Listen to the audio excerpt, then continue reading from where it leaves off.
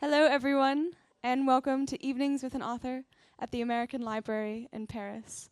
For those who don't know me, my name is Emily Biggs. I'm the programs manager here at the library. And tonight, it's such a pleasure to be hosting yet another evening of conversation organized in partnership with the Overseas Press Club as we discuss the upcoming US elections, a topic that I'm sure we all have many thoughts, feelings, and apprehensions about. Just a couple of notes about this conversation before we get started. We are going to exceptionally be hosting a 90-minute conversation tonight. Normally there's 60 minutes, but we have just so much to say that we'll be here even longer. For about the last 20-25 minutes, we're going to open this conversation up to questions from our in-person audience, and if we have time, from our Zoom audience as well. Hello, Zoom audience inside that camera right there. Thank you for joining us. So start thinking of your questions now, and if you're on Zoom, feel free to send those in to the chat, and we will try to get to them. On to our brilliant speakers for tonight. This conversation will be moderated by the remarkable Vivienne Walt, sitting right in front of me. Vivienne Walt is a Paris correspondent for the Time magazine and Fortune magazine. Her work has appeared in the New York Times, the Washington Post, the Wall Street Journal, National Geographic, BusinessWeek, and more. And she's governor of the Overseas Press Club in America. And she did so much hard work organizing this panel tonight as well, so we are so immensely grateful for her to be here. And tonight, Vivienne is joined by, I'll start with our Zoom speakers. We have Ashley Parker. Ashley Parker is the Washington Post's senior national political correspondent. She has covered the White House since Trump's 2016 election, a campaign she also covered. She has shared 2 Pulitzer Prizes, one for Russia's interference in the 2016 elections and the other for the January 6th insurrection. Joining Ashley on Zoom is Edel Rodriguez. For years, Cuban-American illustrator Edel has captured the dark absurdity of U.S. politics on the covers of Time, The New Yorker, and others. His Meltdown and Total Meltdown Time covers became iconic representations of the Trump presidency, and that beautiful slideshow that you saw before this event began was a combination of images that Edel has designed for Time and for The New Yorker over the years as well. So thank you so much, Edel, for contributing those images to us and for joining us this evening. In person, we have, to my left, Stephen Erlanger, raising the microphone, the New York Times chief diplomatic correspondent in Europe. Stephen Erlanger has covered about 120 countries. He's been bureau chief in 8 cities, including London, Moscow, Jerusalem, and Paris, and has also served as the Times chief diplomatic correspondent in Washington. He also has 2 Pulitzer Prize for the New York Times, one for covering Al-Qaeda after 9/11, and the other for coverage of Russia in 2017. So many Pulitzer Prizes on the panel. And finally, we have Guillaume Debré, Deputy Editorial Director of TF1, France's big TV news network, who was based in Washington for 16 years, working for CNN and French TV, covering the Obama and Trump presidencies. Guillaume is the author of several books on U.S. politics, including on Obama and Trump, and a book titled How Money Ruined American Democracy. Tonight, as I said, we will be learning about the upcoming elections. I know many of us have many feelings about this, and this is a time for us to reflect upon what's going to take place, have our anxieties addressed, perhaps tended to, or perhaps walk away from this feeling even worse than we came in. We'll see. I will leave it in the more than capable hands of Miss Vivienne Walt. Can you please all join me in thanking our speakers tonight?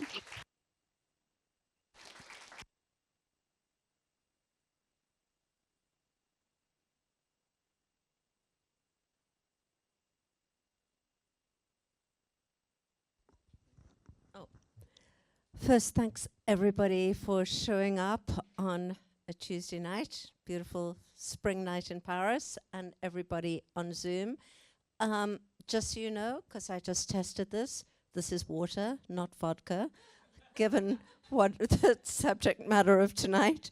And we are hopefully going to delve into what's going on with the campaign and what it all means. When we set this date, I called Emily at one point and said, oh my God, it's the night of the Pennsylvania primary. What are we going to do? Ashley will never be available. But silly me, there basically is no primary in this presidential race.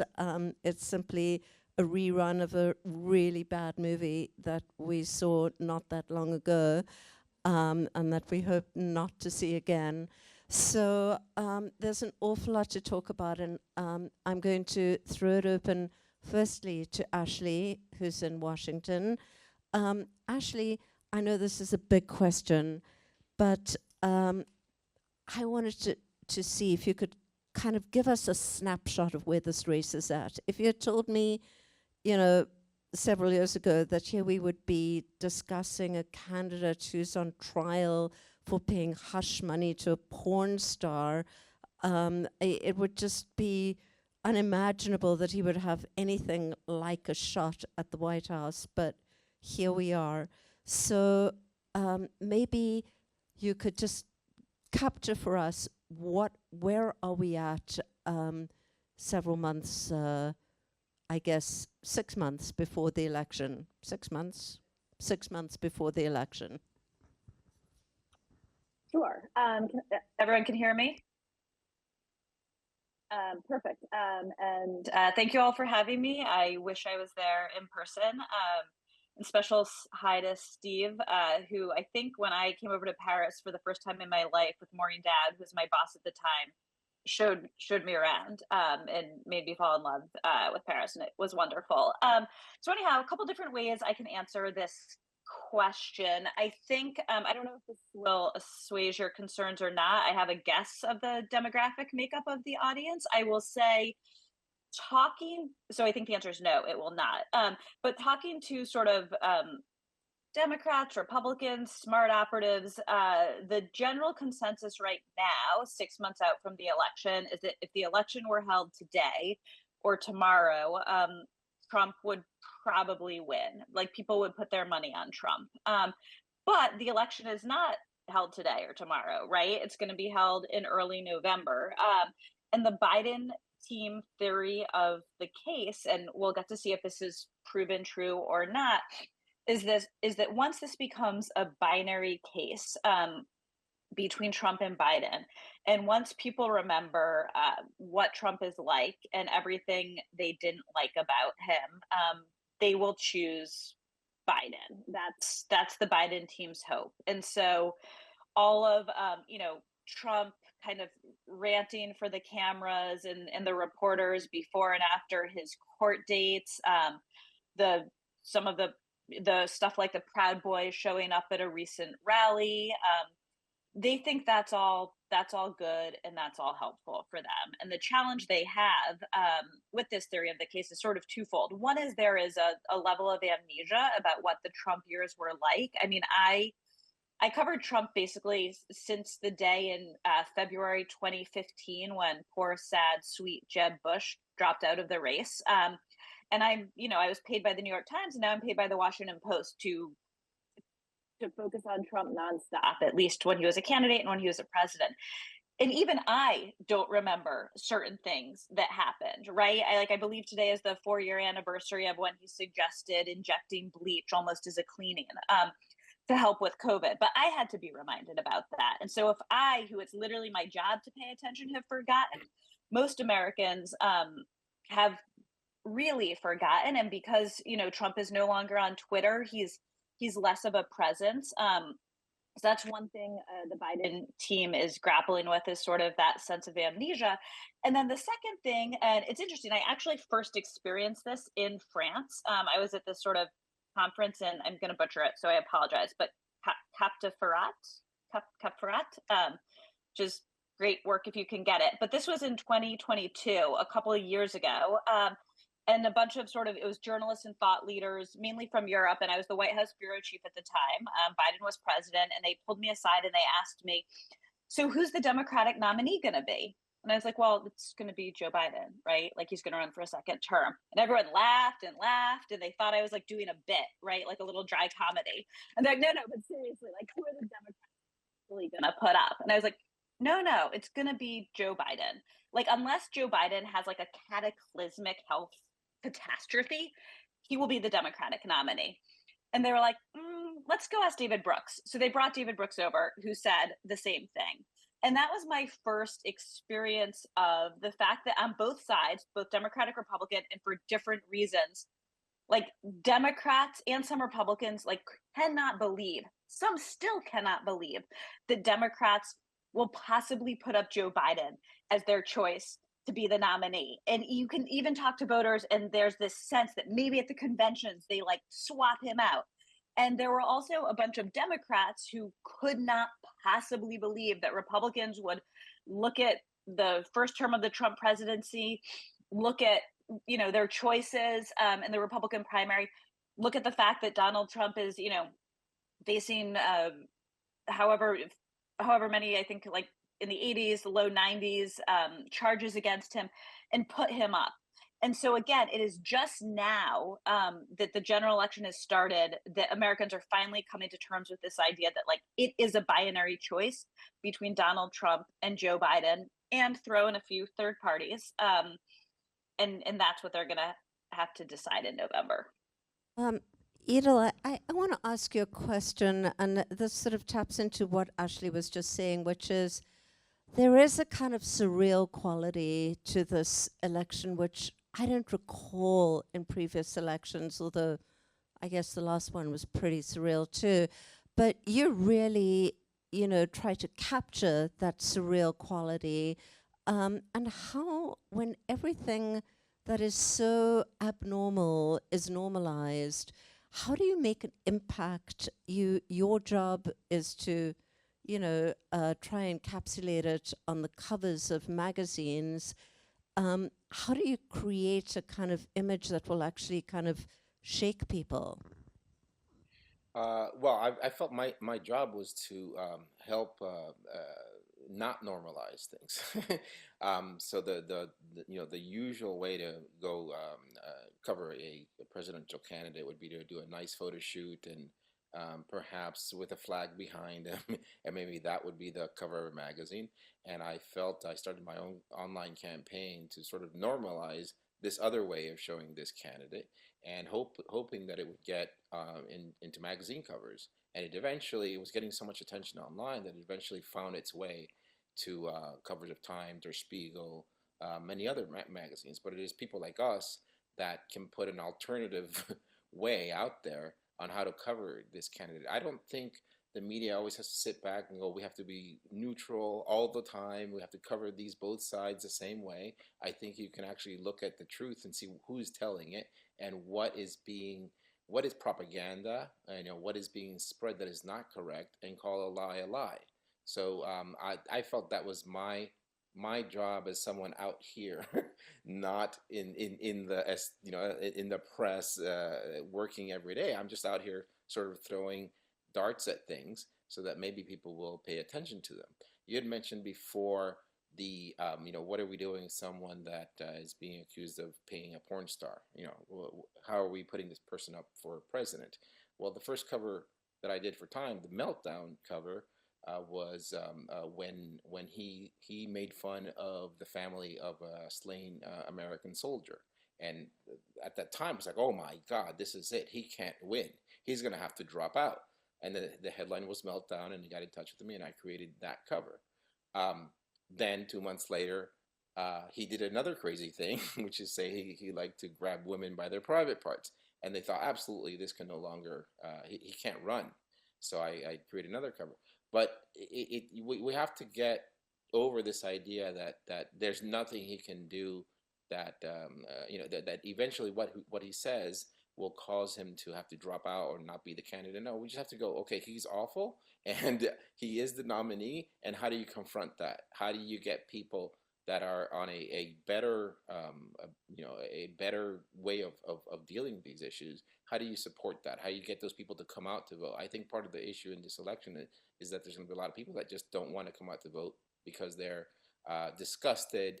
They have little issues where they're not going to come out, and it happens much more often than not on the Democratic side, where the right wing is very united behind this candidate who is, in my opinion, not suitable. It's not an opinion any longer. So we have to get beyond that language. This is a person that tried to overtake the American government by insurrection. Okay, So it's a matter of fact, and there's a past there, and we need to talk about it for what it is, rather than just be gentle about it and talk about it again as two-sidism. It's not. Steve, this seems a good moment to bring you in. So the press was heavily criticized in the 2016 campaign for having given Trump all this oxygen and essentially turned him into a superstar. You know, people couldn't stop reading about him, couldn't stop talking about him. And effectively, especially the Times, was essentially accused of having created this phenomenon. Firstly, is that fair? And secondly, what has the press learned 8 years later? Are they covering this in a way, with their eyes wide open, in a way that's different, better? Perhaps, I hear what Edel says about the two-sidism, but equally, do we have some better understanding of who is voting for Trump? Lots of questions. First, if I can just say it's a pleasure to be here. I was an old Paris bureau chief, and the last time I was here, this place looked much worse than it does now. It actually looks great. And I'm sorry Ashley isn't here. I somehow thought she would be, so I can stare at her, but I really miss her, and she does a great job for the Post. So listen to what she says. I would just add one thing about the election. It's too early. We'll have a better idea in October. I think people should stop panicking for the moment. It's always going to be a question of 5 or 6 states. The rest of the vote doesn't matter. And the margins will be narrow. In Michigan, 2016, it was 150,000 votes. Some people think, it was a total of less than 100,000 votes that actually decided the election, given our weird electoral college system. So I would just say breathe deeply. A lot will depend on who decides to vote. I mean, will Republican women turn against Trump? Will third-party candidates make a mess? Will minorities come out to vote for Biden? Will Gaza matter? We just don't know yet. And the polls, as Ashley said, are snapshots in time, and the time is not yet. So, take a breath, be a little Zen-like. To your very good question, Viv, I think, now I was abroad, but I was reading very, very carefully. The press has learned a great deal. I mean, one thing, we learned a lot from Hillary Clinton's loss, I have to say. That probably taught us more than anything, because there was a lot of assumptions made about her victory. And this is, I think, not a secret, but at that point, the New York Times had this whole section prepared about the first woman president of the United States, which obviously has never appeared. And we never had, normally when you cover an election, you have a story of this person wins and a story of this person wins. And we didn't, shockingly. I mean, I used to do it for Sarkozy-Hollande elections. I'm a little shocked that we didn't for the Hillary Clinton election. Now, Trump, I mean, I met him in 1988 in New York when he was kind of a real estate guy. He's not so different now, but he's a really good politician. I think of him as feral. He has this really almost savage instinct for other people's weaknesses. And he's quite brutal, sometimes childish about it. And it works. I mean, people find it amusing. People find it interesting.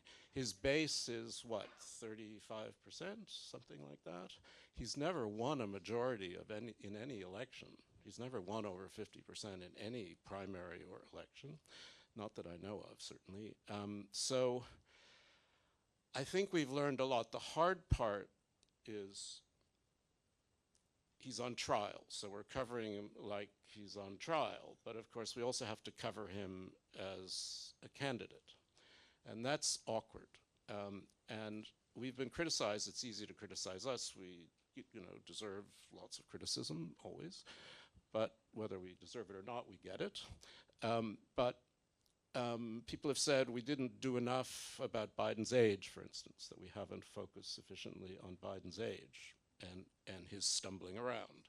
And that other people obviously have said we've kind of somehow normalized Trump and his own weird speeches. I mean, you've noticed they've kind of kept him kind of off the stages lately. I mean, his little rant about Gettysburg made a lot of people, I mean, wow, what a battle, Don't fight uphill, me boys, right? I mean, like it was a pirate movie or something. I mean, it was really fascinating. So both of them have their issues. And, again, it's early days. I think one of the things we've learned is we need to go out into the countryside, which we're doing. We need to listen to people.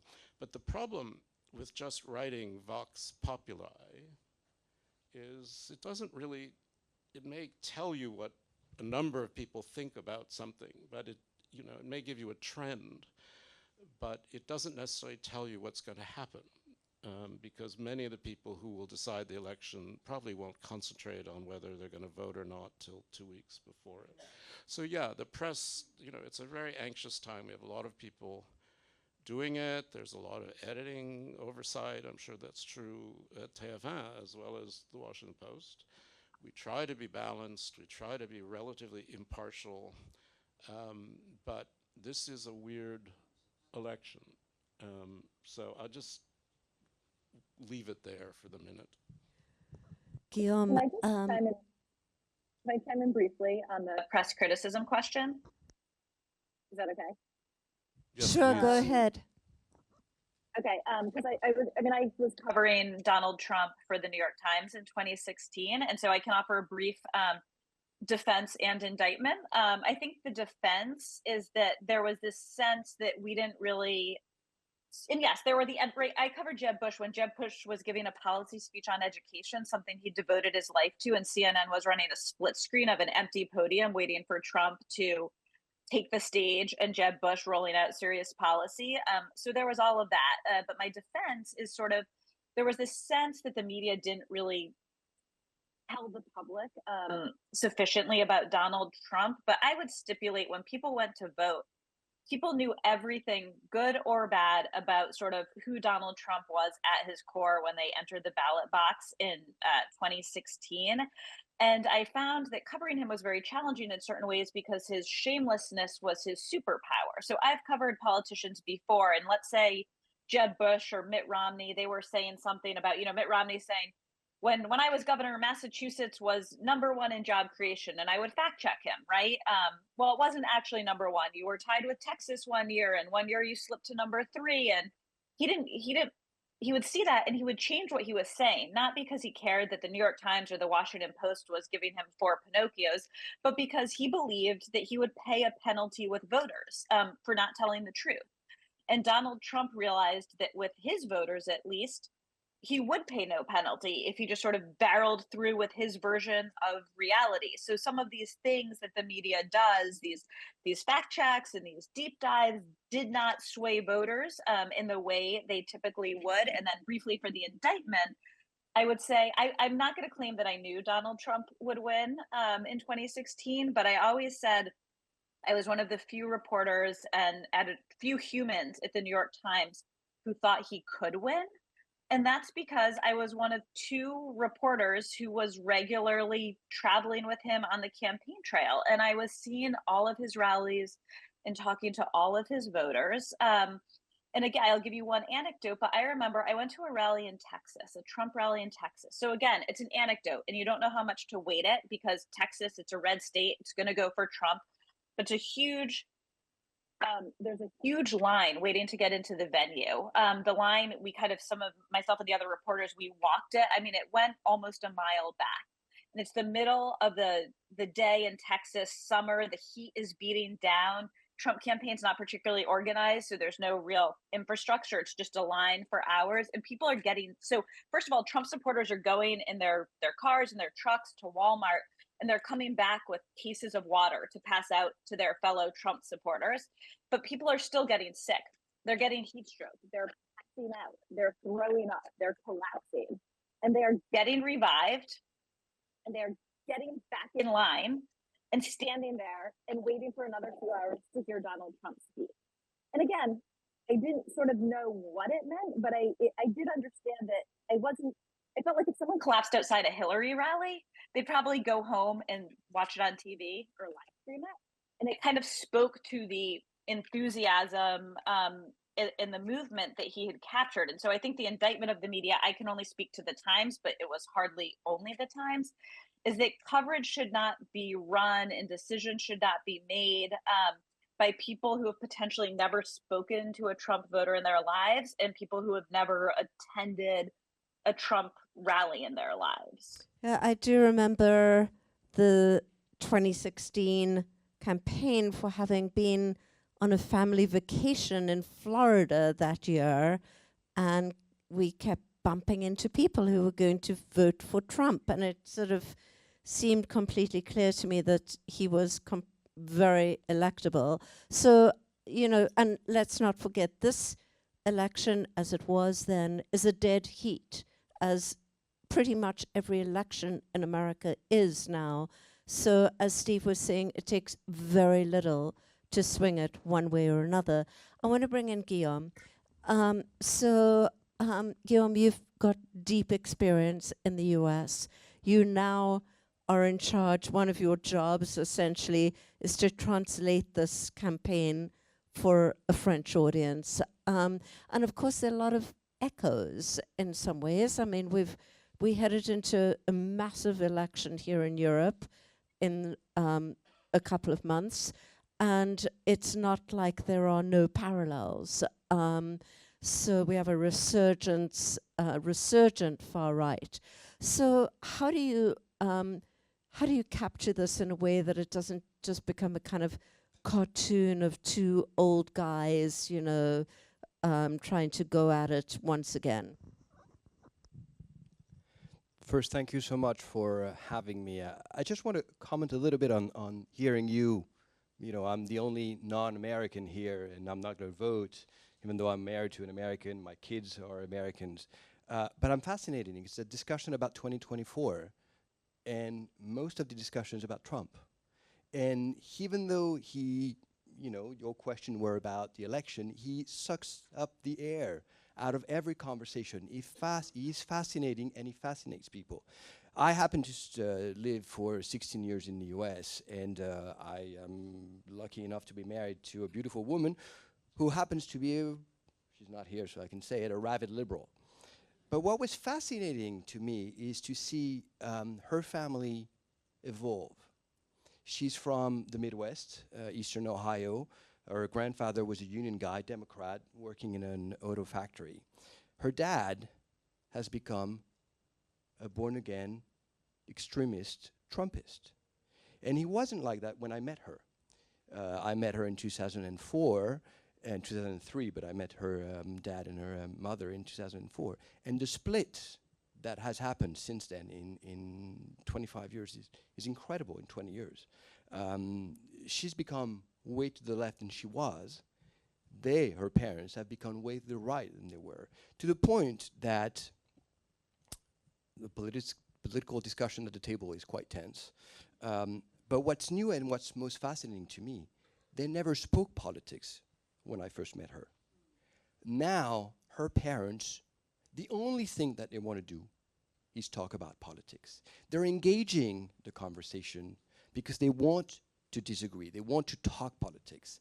And that's, to me, very reflective of the division that's happening in the US. There is an obsession. There is, I think, to me, something like a political pornography, the relationship between America and Trump. It's as if America is looking at its own morbidity when they look at Donald Trump. There's something somber, dark, that fascinates both the people who hate him and the people who love him. And I've never seen that. When I first came to the US in 1998, again, nobody spoke politics. And I love talking about politics. I'm a European, I'm a Parisian. I mean, I wanted to talk about Bill Clinton, I wanted to talk about George Bush. Nobody wanted to talk about him. Now people talk, friends of Stacey are Democrats. Friends of her parents are Republican. They don't mix anymore. They don't talk to each other, yell at each other. So there's something weird that's happening in the US that is both scary and also there's a democratic revival. You were talking about the election, but there was 158 million voters. Ashley, you correct me, but it was a record of turnout 4 years ago and 2016. I mean, people are engaged in a weird way, in a scary way. They are engaged. And it's true, to me, all the focus starts with Trump, but I saw with my father-in-law the change is when Obama was elected.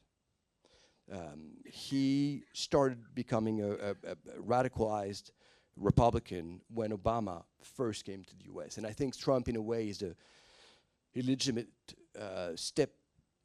kid of Obama. He's a byproduct of Obama. But to me, the change with my father-in-law was during the Obama presidency, mixed with racism and all you can imagine. But what's happening in the resonance between France and the US is, to me, Macron is at the stage where Obama was in 2014, a few years after the end of his second term.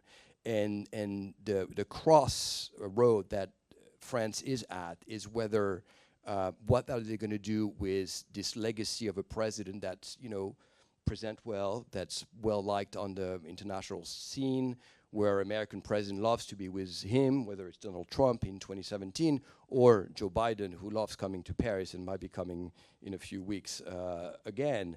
And yet there is a true disconnect that is happening between Macron and the French people, the French electorate. Even though they elected him again quite soundly, just the same way they elected Obama in 2012 with high margin, you could sense that the polarization that happened at the end of Obama's term is happening in France.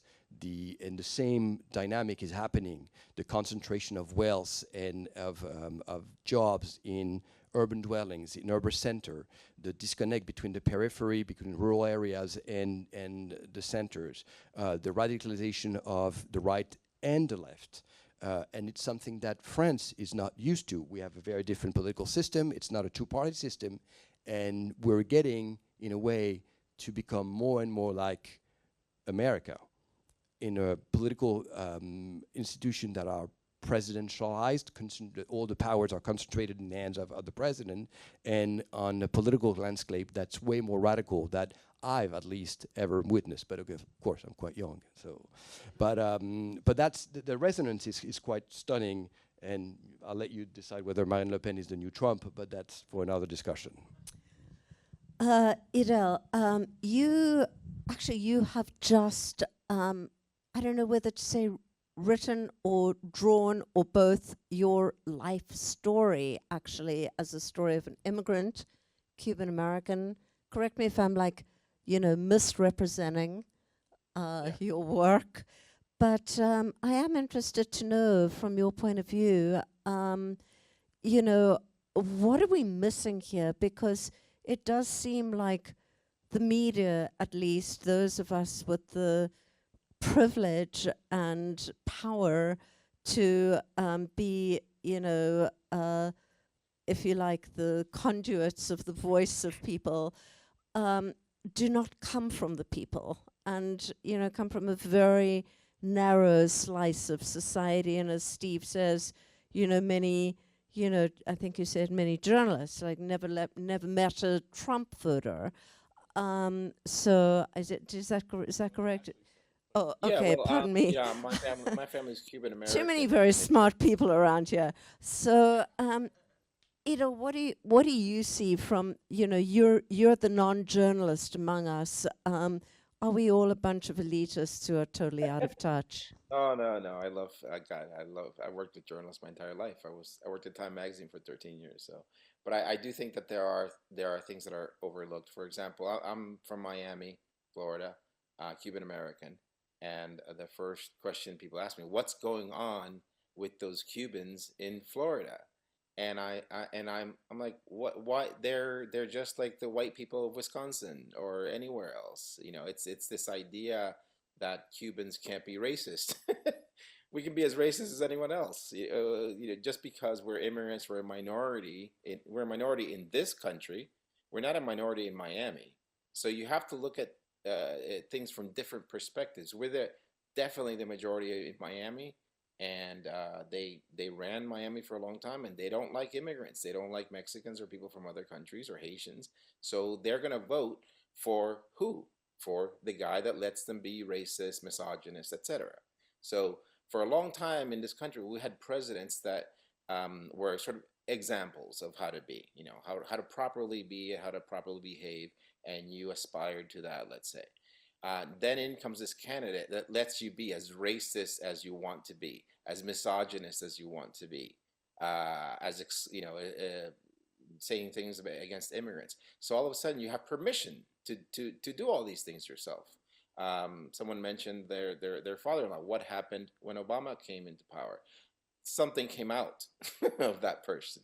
Okay, so a lot of these things are coming out of people that which were there already. Okay, most of the people in my family who are very conservative or right wing or support Trump, they don't know anything about the issues. They don't really understand what the issues are, but they do understand that they can behave in a certain way now.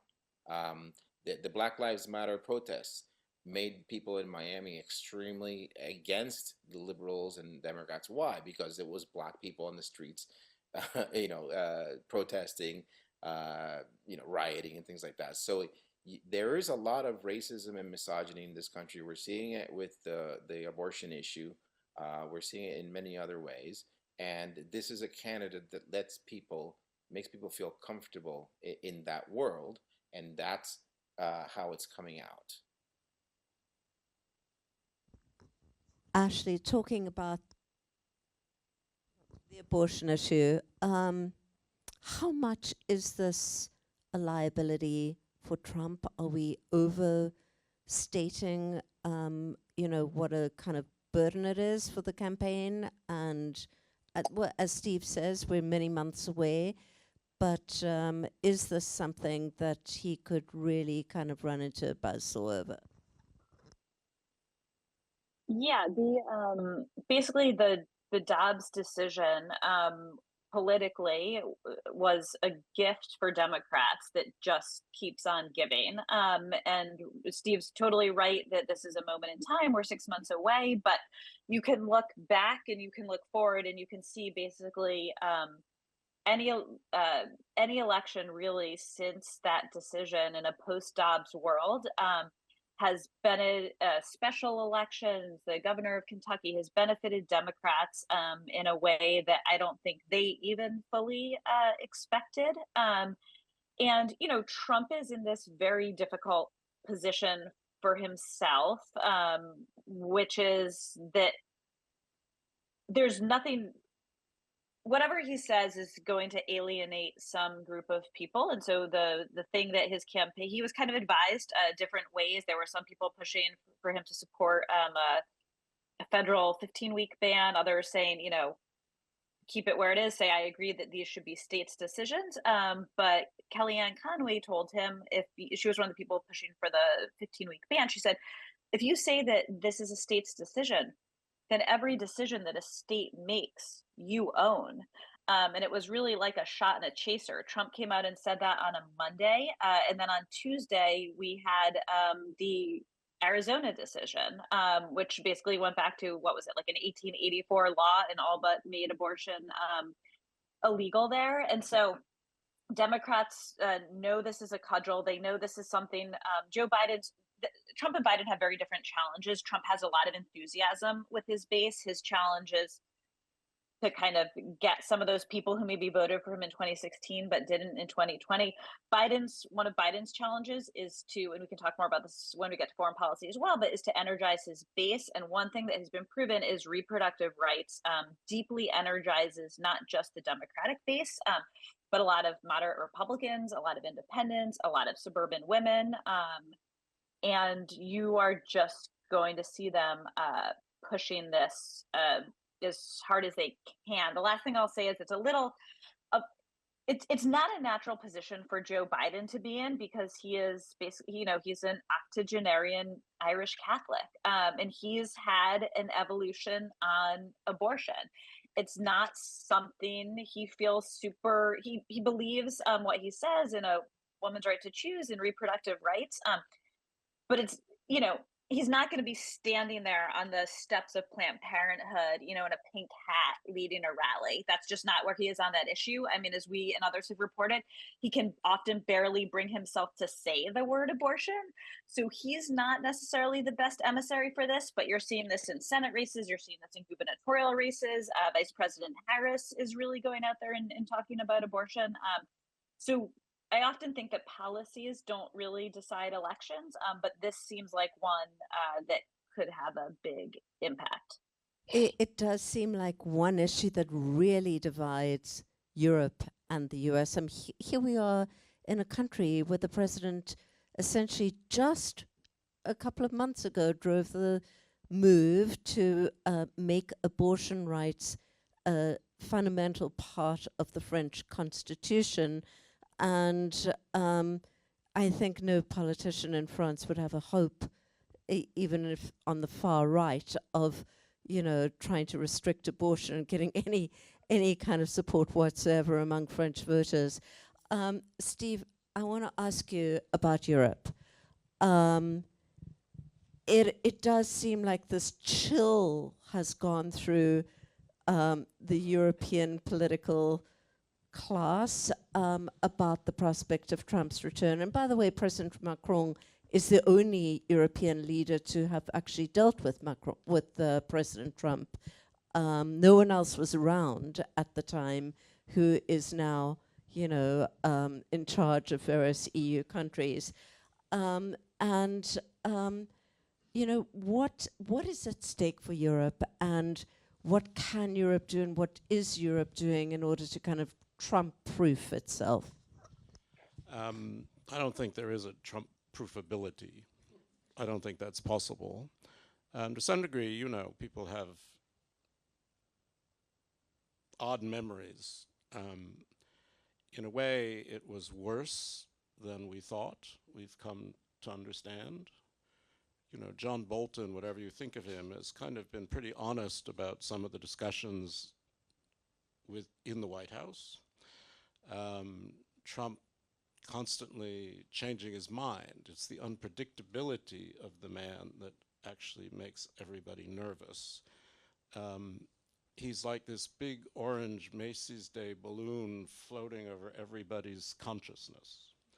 And Macron, of course, who has recently had his come to Jesus moment over Vladimir Putin, could argue that, and I agreed with him at the time, that Biden could have been the interregnum, not Trump, and that it was incumbent upon Europeans to do more for their own interests and their own security. I think he was right then. Very few people listened. He's very good at saying something and walking off and nobody's walking behind him, But he wasn't wrong about that, and he's repeating this, and obviously the Ukraine war has made it more pointed. I don't think NATO is particularly at risk, by the way, and people forget that it was Trump that brought back a tank brigade to Europe that Obama had taken out, and that Trump approved javelins to Ukraine, which Obama refused to do, even though at the point, it should be said, he said they should be kept in crates.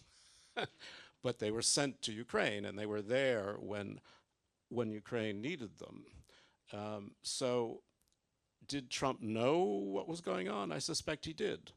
And the Poles, the Central Europeans, are not terribly worried about a Trump presidency. They got on with Trump pretty well. I mean, their notion of Europe, of a more kind of nationalist, less shared sovereignty kind of Europe fits Trump's world, and they are spending a lot more on the military. The Poles are spending going to be nearly 3% of GDP.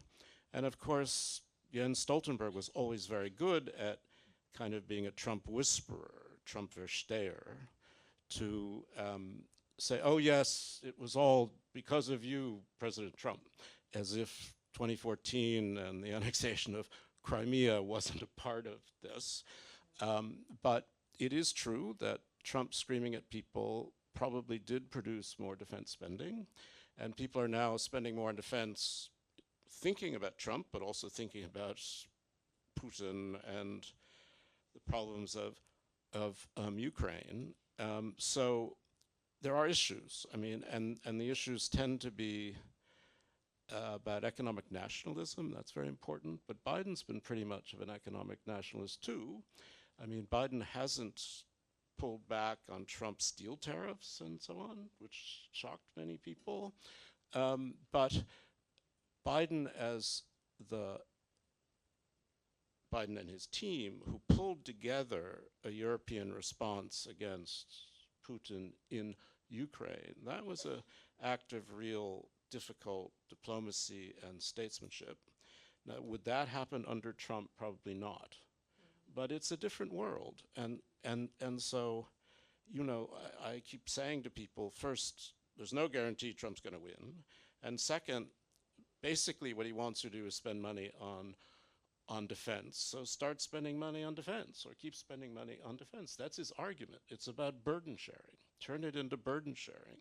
I mean, about the rest, I mean, he doesn't really like Germans. He doesn't like Germany. Now, whether this is just because of Merkel, who he didn't like, not his kind of girl, as I often said, or whether it was because of his grandfather, Drumpf, who was not allowed to go back to Germany. He thinks, but he's thought Germany's been a free rider since I met him in 1988.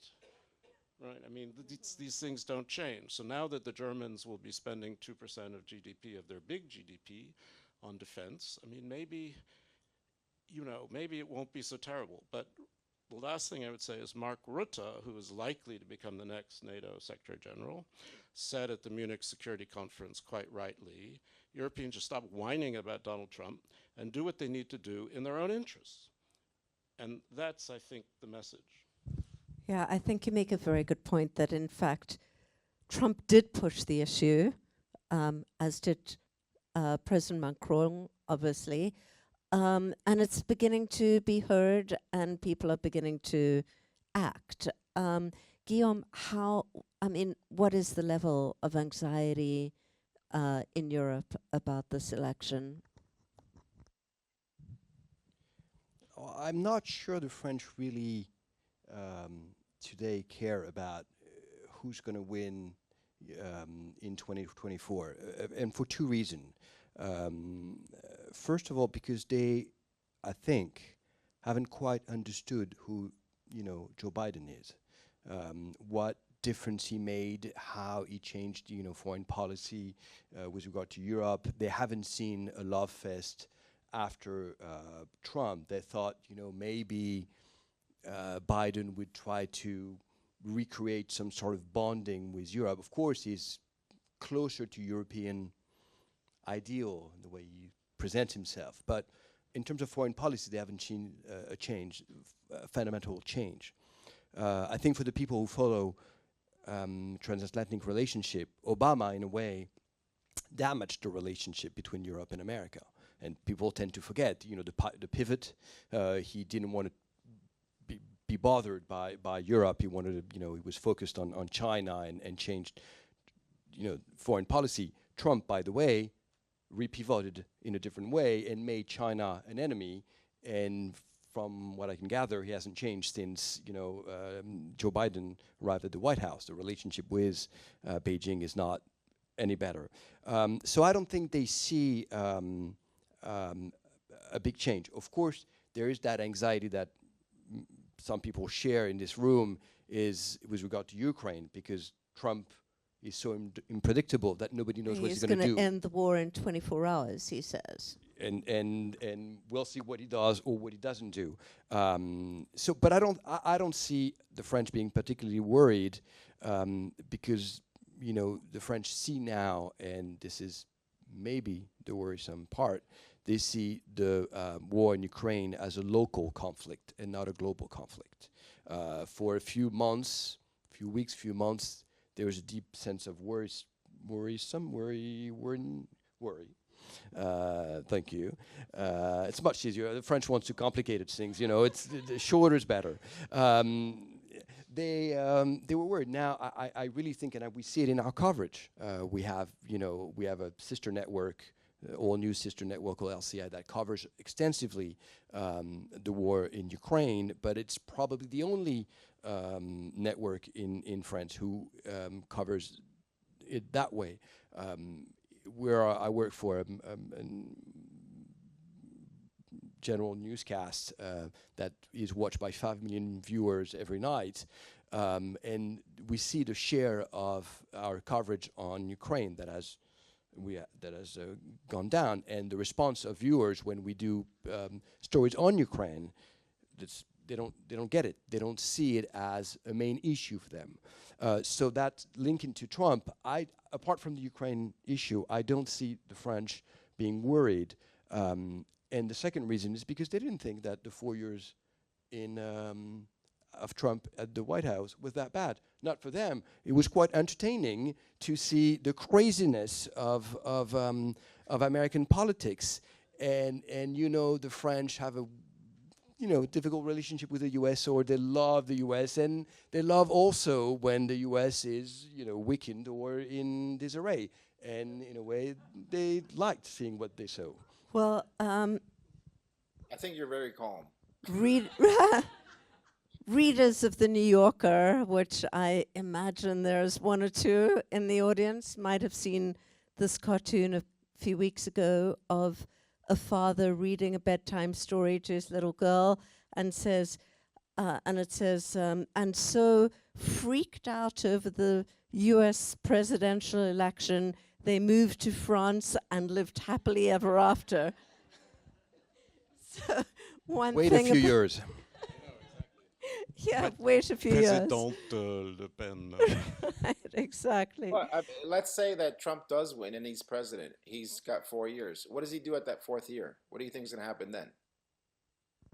Right. So you want to try answer that? I was actually going to throw it open to you next. So I think it's a very dangerous situation that you would put yourself into as a country, to put someone that tried to take over the nation through insurrection, and in 4 years he has to leave the White House. You think he's going to want to leave the White House? I think he'll probably do all sorts of things to either change Constitution or find ways to stay there, especially if leaving the White House means he has to go to jail for any wrongdoing that he's done in the next 4 years. So I think that there's this sort of like, how about get it be? We had him already. And I do think that if he gets into power again, he's going to go insane, in my opinion. He's going to do every horrible thing that you think he wouldn't do. He's going to do it. Just to spite you. Just to spite the media, spite women, spite black people, just for the hell of it. It is not logical. And I think you guys are great, but you're being very logical. Steve. Well, before we get there, what worries me is Trump denied losing the last election, has already called this election fraudulent. Right. And what worries me is if he does lose, he won't accept losing, and we won't have January 6th again, but we may have civil unrest at polling stations and counting stations and legal challenges.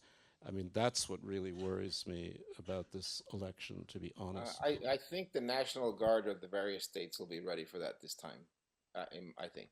Well, I'm curious to bounce this to Ashley for a moment, because what strikes me so much about this election campaign is Donald Trump doesn't seem to really have anything of a platform. His platform is revenge and retribution. He wants to win because he wants to win. rather than he wants to win because he has some idea of what he wants to do?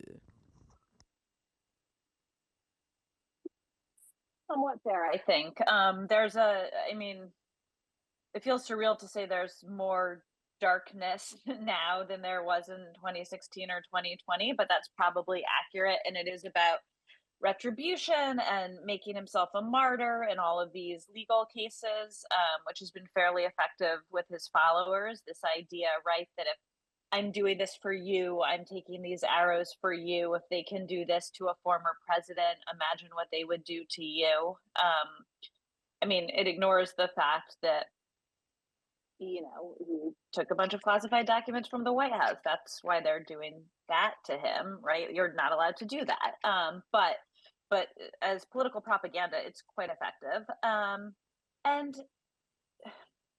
I mean, I think there are some policy platforms. I mean, it's interesting. Trump is not particularly ideological in general, but two things are true. One is that there's sort of a couple areas that if you go back to what he was doing in the 80s when he was making comments, he still sort of felt them. He's very, very tough, very far right on immigration, right?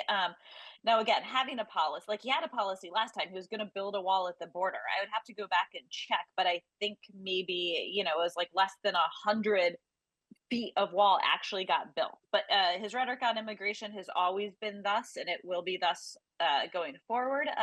He's always been very tough on crime. You can go back to the ads and the stuff he said about the Central Park Five. And that's another thing he's held.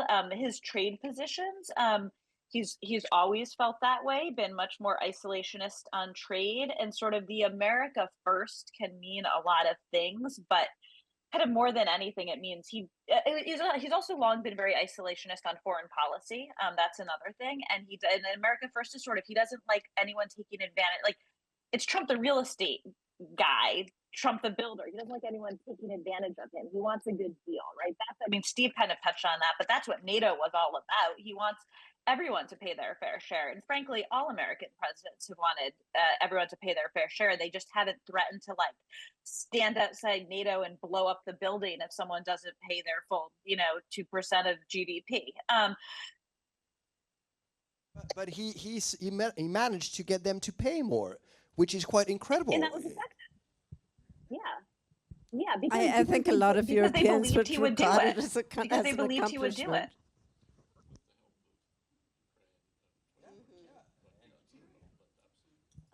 The one thing we actually haven't spoken about, I mean, maybe Steve, you could touch on this, is the Middle East. And we had an evening here about, I think it was in November, where we had a panel on the Middle East, and somebody asked, is this going to be a big election issue? And my kind of rather glib answer at the time was, Biden has so many challenges, this is, going to be a minor one. And honestly, 5 months later, I'm not sure that that's actually correct. I mean, voters don't generally tend to care about foreign policy issues, but is this an exception, Steve? I think it may become one, yeah. I mean, the war's now 6 months. I mean, it's moved to this very strange stage where people who may be legitimately disgusted even or angry about the way Israel's done the war are beginning to question the legitimacy of Israel itself. That's a threshold. And you see a generational shift. You see it on American campuses. You don't see it here, interestingly enough, at least, not yet. But in places like Michigan, which I mentioned before, where it's a very important state and it's relatively marginal, it could make a difference. But it could also cut both ways, because there are a lot of Republicans who actually are very staunchly in favor of Israel, who think Biden's doing the right thing, despite Trump saying he's doing the wrong thing about everything. And then there are young Democrats, not just young Democrats, there are some Democrats who are just appalled by what Biden's doing and say they won't vote for him. Will they vote? So young people tend not to vote anyway, but maybe they will.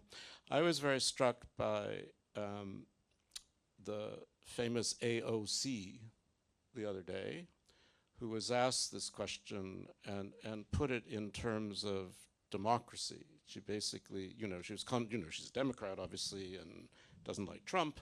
That's kind of a given, but she was saying she would vote for Biden because at least with Biden, you have a democratic system in which you can have an argument and make your case, whether you win it or not. And she's afraid that if Trump wins, that won't even be possible. That was her point of view, but it was a kind of answer to a lot of Democrats who are very upset about Biden's tolerance of Bibi Netanyahu, put it that way.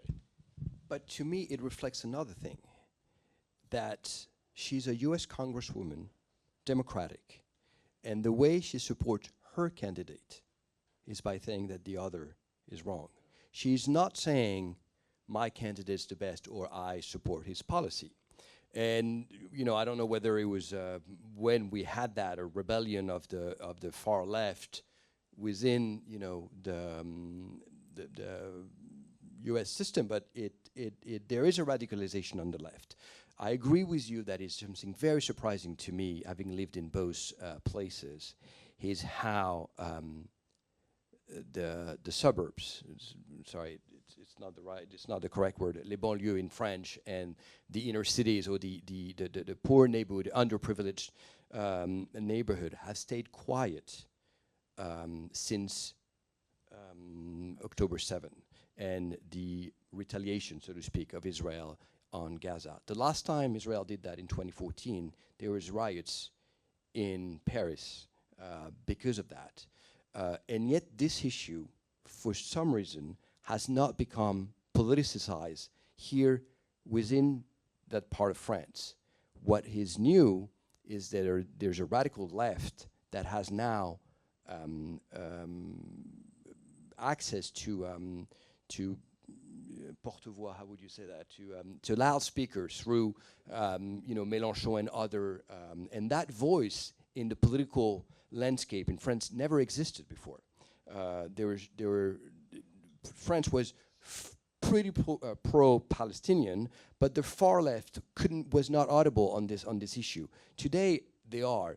And in the US, it's in a way the opposite. When I was on campus at Columbia University a long time ago, the issue of Palestinian was never an issue that mobilized the students the way they did a few months ago. I had never seen that. There was Edward Said, who was still the president. There was still a movement, intellectual movement, that understanding the Palestinian cause, but it was never a political issue the way it is. And to me, it reflects what we're talking about, is that highly politicization of the political body or the students, the American society in the US. And that is, to me, something that we haven't touched on this discussion. But we talk about Trump, but I think Trump is a reflection of the evolution of the American society, and how, even though when I came to the US, we talked about the two Americas, the blue, the red, Obama's speech in 2004 in Boston.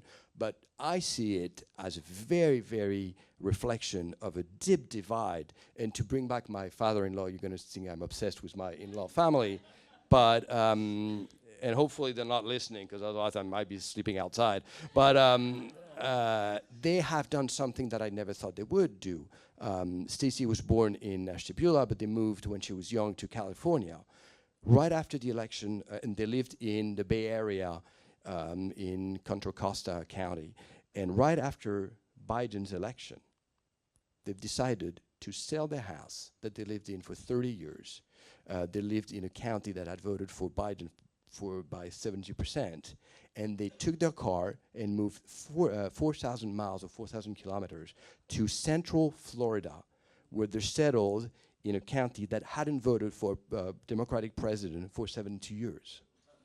And to me, that encapsulates, or that sums up what's happening in the US. And Trump is only the byproduct of that. And in a way, Biden is an odd and is not reflective of what's happening in the US. Edel, you spoke about Florida, and particularly about the Cuban American community, but equally, I mean, from your perspective, you're in the New York area right now.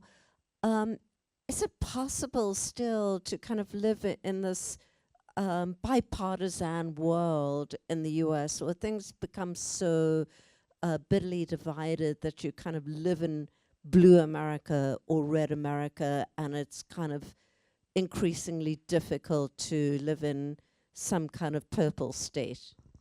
No, I don't. I talk about politics. People that think differently from me all the time. I mean, more than half my family is supports Trump and likes what he stands for, and we'll still have dinner. I think amongst Cubans at least. We really appreciate the fact that you can talk about politics and you can talk about these things, because we couldn't do that in Cuba. So we come to this country and we just have different opinions. Here in my town, this town is mostly more liberal, but there's a few people that are conservative, and you still deal with them. But then there's still differences. There are times when someone stands for something and you used to be friends and you're not friends anymore because of that. I think social media has done that. Well, all of a sudden you go, oh wow, this person believes this stuff. I never knew this about them. Okay, I guess I can't be friends with them anymore. Generally, I'm not like that, but I do know some other people that are very set in who their friends are and what their politics are. I think it's because I grew up in a different household, and I'm more used to it. The thing in South Florida, that politics are not at the top of the chain of importance. Family comes first, partying, dancing, and then politics is at the bottom. So it is just a different thing. Here in the Northeast, it's like a sport. Like, politics are very important and people talk about it all the time. It's very different. There's one time where I was driving with my mom and I started talking about all political issues, because she really was liking Trump. I think this was in 2016 or so, and down every issue, abortion rights, money for immigrants. So she was the most liberal person, and she still was thinking of voting for Trump because he looked more like a president, and he was a billionaire, and he looked like he could run things.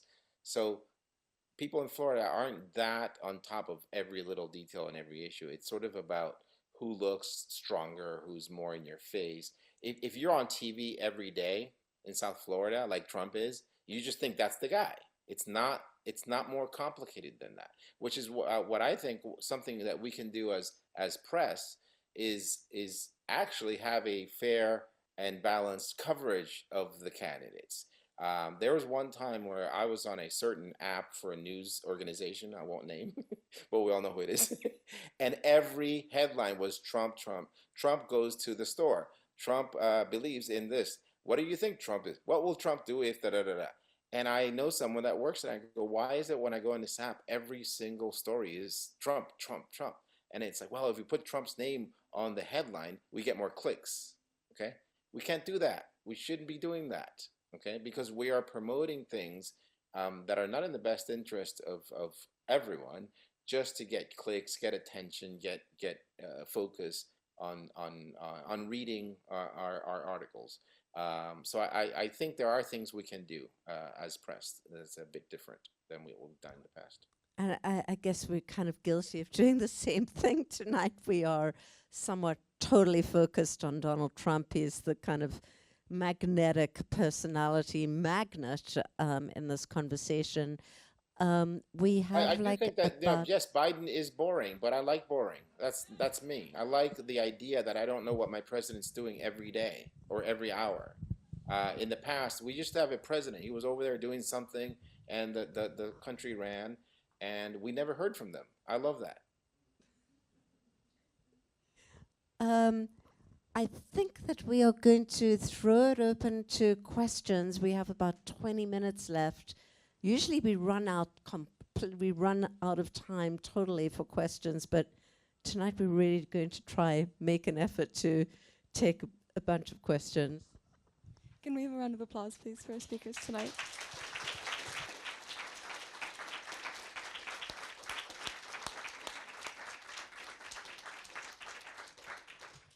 as Vivienne said, now is the time for questions. So we're going to start with our in-person audience, and then if we have time, we'll switch over to Zoom as well. So raise your hand very high, and I will bring you my microphone, the microphone, the communal microphone. Hi, this is absolutely fabulous, but I wonder if there's an elephant in the room about the issue of Biden's age, and that is the question of who the vice president is. And I don't know if people are openly talking about that, if there's any sense that at the convention a change might be made, and how much is that actually an elephant in the room? I think this is a good one for Ashley to pick up on. Sure, I can take that. I mean, Biden's age in itself is not the elephant in the room. People talk about that quite a lot. That's why sort of these big moments like his State of the Union are moments where he really needs to perform and show. And one challenge Biden, right? He and Trump are essentially the same age, and we've done a lot of reporting on this. You talk to people who meet him, even people who are not inclined to like him or want to support him publicly, Republicans, and they'll say behind the scenes he's mentally sharp, but Biden is showing physical signs of aging, right? The way most people watch TV, which is like at the gym or in their offices with the sound off, if you're just watching Biden, he shuffles from the podium out of the room, right? I know people, Democrats, who did not watch my colleague talked to a voter who did not watch the State of the Union because they were so worried that Biden would slip up or something would happen. And even, some of his advisors or people, supporters sort of admit that whenever Biden is giving a speech, they're kind of white knuckling it, right? Like he starts off strong and then they just want him to finish and shuffle away. But to the elephant in the room being Kamala Harris, I think that's exactly right. And when there was a lot of disenchantment with Biden among Democratic donors, among Democratic operatives, there was this moment where there were a bunch of polls that showed Biden losing in all of the swing states he would need to win to Trump, and David Axelrod, sort of a Democratic elder statesman, Obama's former top advisor, came out and criticized Biden. We did some reporting on, is there a plan B, right? Our editors, the story assignment was like, find out what the plan B is. The Democratic Party has to have a plan B, right? Because nobody actually wants Biden to be the nominee. And we did a bunch of reporting and we came back and we said, there's no plan B, there's no plan C, and there's no plan D, right? The plan is to white knuckle it and hope that people prefer him over Trump. And part of the reason, this is the long way of answering your question, gets to the fact that a lot of Democrats do not think that Kamala Harris would have a better chance against Trump or, potentially another Republican, but whatever, the reality is Trump, than Joe Biden. And so there's this sense, the challenge for Democrats is they actually have an incredibly dynamic and young and energetic field. If you look at the governors, right, you have Gavin Newsom, you have Gretchen Whitmer, you maybe have Mitch Landrieu, you have the governor, I'm forgetting his name, maybe Bashir, who just won Kentucky. You have Mayor Pete. Amy Klobuchar would probably try to run again, right? You have Wes Moore in Maryland. You have this very young, diverse, dynamic, from the middle of the country, from the coast Democratic bench. But what people said to me privately was like, look, we push out Biden and what? We get Kamala Harris, who we all think is going to be even less successful against Trump than Joe Biden.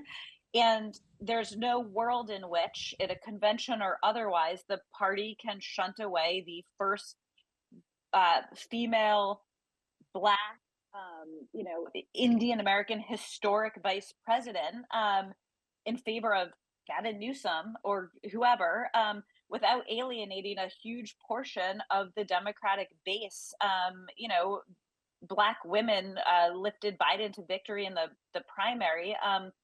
So it's just a non-starter, and so that's kind of the reality that they're all facing. I mean, if you asked a lot of not all Republicans, but you've asked Republicans privately, if you gave them truth serum, most of them, a majority would say like they just wish Trump could just disappear, right? Like poof away like Rumpelstiltskin. And I believe the same is true on the Democratic side. If they could get rid of Biden, and get rid of Harris, they would have loved to have had a primary with all of those people I just named. But that's not the reality they're dealing with. And I mean, let's just, let's get to a lot of other questions, but just to interject for one sentence, and that is that this is a dead heat, this election, and we haven't even begun to talk about third-party candidates and the threat that they might pose. So, but let's over to the audience. We haven't even arrived at the stage where there's ads being put on the air. I have a feeling there would be a lot of ads regarding the insurrection. If you play ads with people invading Congress over and over again, I think it'll probably make a difference with some people. So it's a question about, we can talk about, we haven't talked about social issues in the United States, whether it is opioid crisis or the rising wealth inequalities, and couldn't Biden alienate a part of the progressive by being, we have seen harsh on worker strikes or other things like this. I think it was railway workers. And so we've described even third parties as threats, and we're criticizing rising polarity.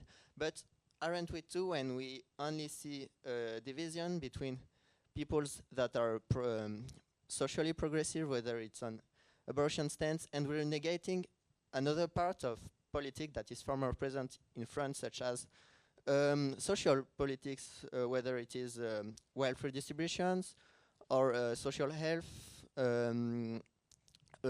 free access to education. And so we're doing a question about, we're suppressing a lot of national questions, I think, by doing this. And it's kind of dangerous for democracy. We're saying, hey, you can be economically liberal and socially progressive, or you can be economically liberal and socially conservative. And when you're not, you're a third party, you're a threat, you're an opposition to Biden, and that's dangerous for democracy, I think.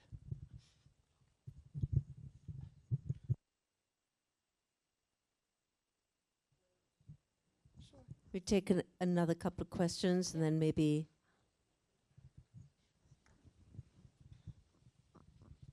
Was there a question there?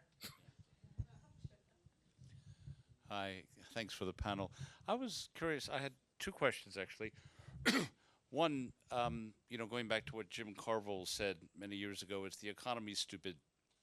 When you look at Biden's stewardship of the economy and you talk about inflation, I'm kind of wondering, would this be more of a cakewalk for Biden if inflation wasn't at stake? Because people, when I watch the news and read it, everybody's still complaining about higher prices and look what's happened. And the second question I have, without judging the merits of all of the cases, is there some reason to believe that all of these trials has in fact helped Trump? To what extent, for example, Ashley, would you think it has helped Trump? Certainly in terms of raising money, etc.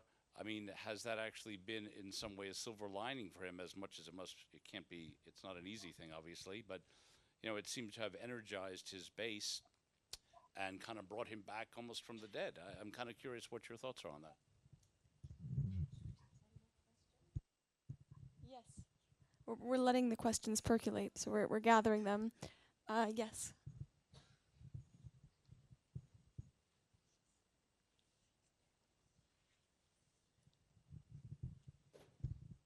Thanks. Perhaps this is a bit of a naive question. We've talked about a couple of the major issues, abortion, the Gaza conflict, but I think it was Ashley earlier said policies don't decide elections. So my question is, what is going to decide the election? Because all I can think about is the policies, and maybe it's like Edel said, they just see the guy on TV and kind of like his vibe, for want of a better word. So yeah, that's my question. What do you think will be the deciding factor of this election, if there is one, and can we say at this point? Well, I guess I will say very briefly, after I said that, I then kind of thought about it and wasn't sure how I feel about that. I think that, and for what it's worth, I think that's both true and not true. I think certain policies do decide elections. To that other question, the economy, which is born out of policies, and some things beyond a president's control, absolutely decide elections. But I don't know. I just want to caveat that I both agree and simultaneously disagree with what I said. Well, it does seem I like think kind that of the choice issue is going to have a big impact in this election with women. Women are freaked out. It certainly does seem like moments decide elections. I mean, we can think about Hillary Clinton's deplorables remark, or Mitt Romney's the 50%, 51%, or the emails. I mean, and we're months away from that. But just to get back to the question of the economy, this would seem to be Biden's to lose. The economy is kind of doing good. You have the Inflation Reduction Act, which has kind of revived manufacturing in the US. So what is it that is just not breaking through? And I don't want to call on Ashley once again, but I'm just wondering if maybe who else wants to grab this one? Steve. It is the economy, stupid, but it goes deeper than that. I think if you look at income inequality in the Anglo-Saxon world, it's exploded. Now, didn't explode under Biden, it exploded before. But if you look at Thomas Piketty's charts, which are excellent, you'll see an extraordinary change from the 1950s in America and middle-class expectations of what they could get for their salaries. I feel this as a journalist too, being part of the middle class, and what you can get now. And partly it's inflation, but it's also partly this extraordinary explosion in stock market wealth and in business salaries, and people are pissed off. I mean, they see that the salary their parents had was pretty good, working in a factory or whatever they did, and maybe mom didn't work, or maybe she did part-time, and they had 2 cars, and the kids went to college. Well, forget it today. And, I think it's always, democracy is about promise, that the world is going to be better, not just stable, but better. And I think a lot of Biden's normal constituency, which are working class union people, just don't see it. And they're angry. And Trump, his economic nationalism can appeal to them. And it's the same with the AfD in Germany. It's the same with the Rassemblement National ici. It's the same in Wilders. I mean, it's migration. It's the sense that our jobs are being taken away by foreigners or by China or whatever, even though most of them are disappearing because of automation, which is, but there's just people looking for reasons why their lives are not the way they felt they ought to be. And I think this is a deep, deep part of the malaise of democracy in America, but also in Europe too. Sorry, that's a bit pompous, but that's what I think. No, but it leads to, you phrased the question, what will decide the economy? Another way of phrasing it is going back to what you're saying, the election, but where will decide the election? Where will decide the election? I know it's not proper English, but I mean, it's a few states, it's a few constituency, and to go back to the first question that was asked, that's the main difference between, at least what I know about, France and the US. The US is 50 local elections, and France will be decided by one election. And we have a political system that, is not structured in a 2-party system in France that expresses, political dissent in a different way. Now, we can see that even that system is coming not to an end, but being contested because there's a lot of political dissent that is not expressed through the elections. But what strikes me still at this moment is why after a term of Trump, insurrection or opposition, there is no talk, at least you'll tell me if I'm wrong, about changing the Constitution.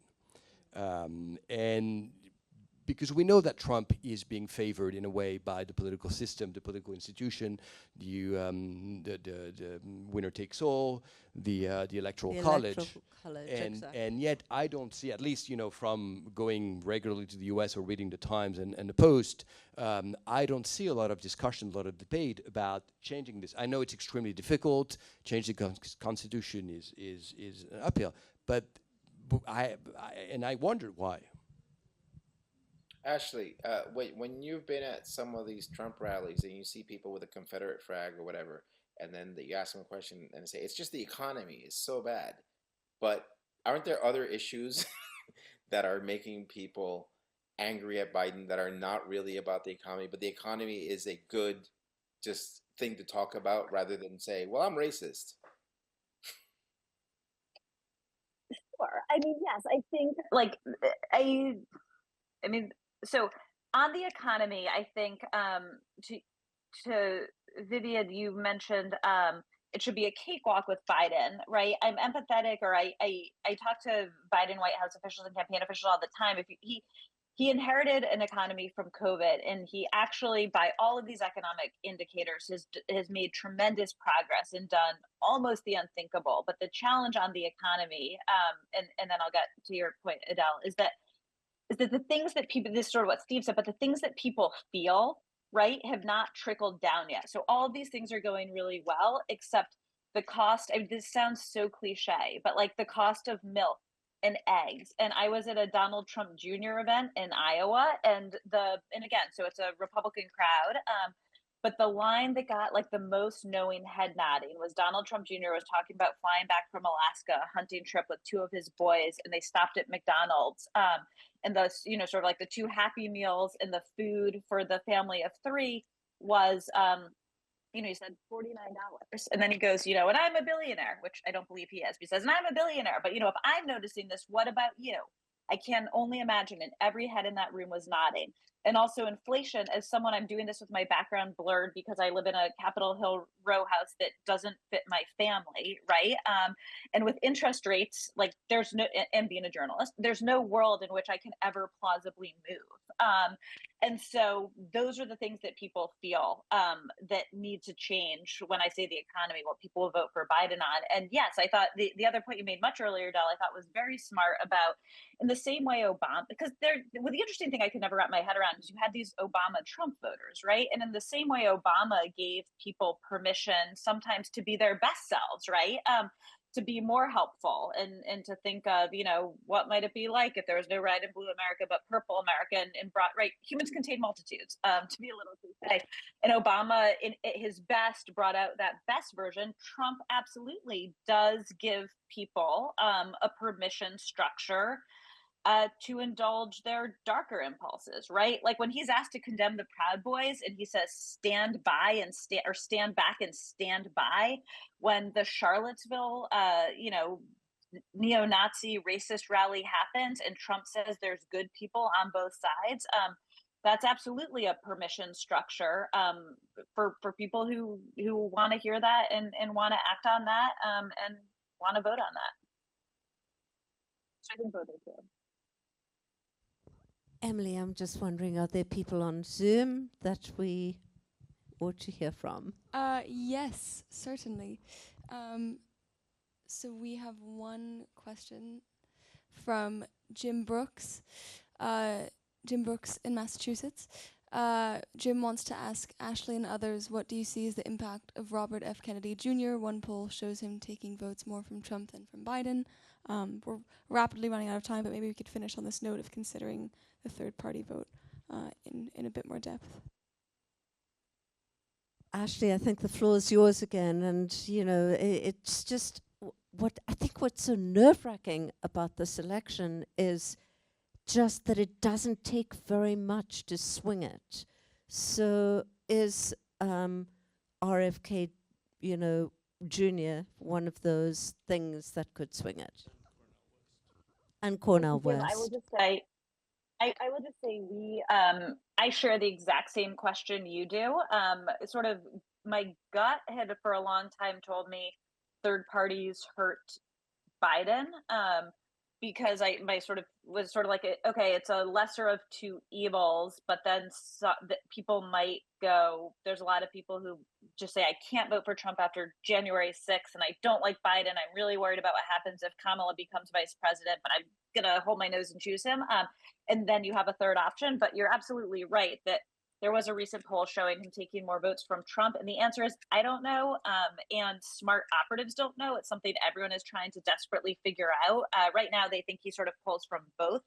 There's that horseshoe theory of politics, right? Where you're kind of like so the anti-vaxxers, the people who thought who blamed Trump for Project Warp Speed, right? For working too hard to get a vaccine. One of the few ads that tested well against Trump in a primary was tying him to Fauci, right? He was too favorable towards Fauci. Some people preferred DeSantis for that. Those are the people who may go for an RFK Jr. There's also some people who are sort of so far granola crunchy on the left, they also come around to being anti-vaxxed. But the answer is nobody really knows right now, and everyone is kind of trying to desperately figure that out. Can we have a final round of applause for our speakers tonight?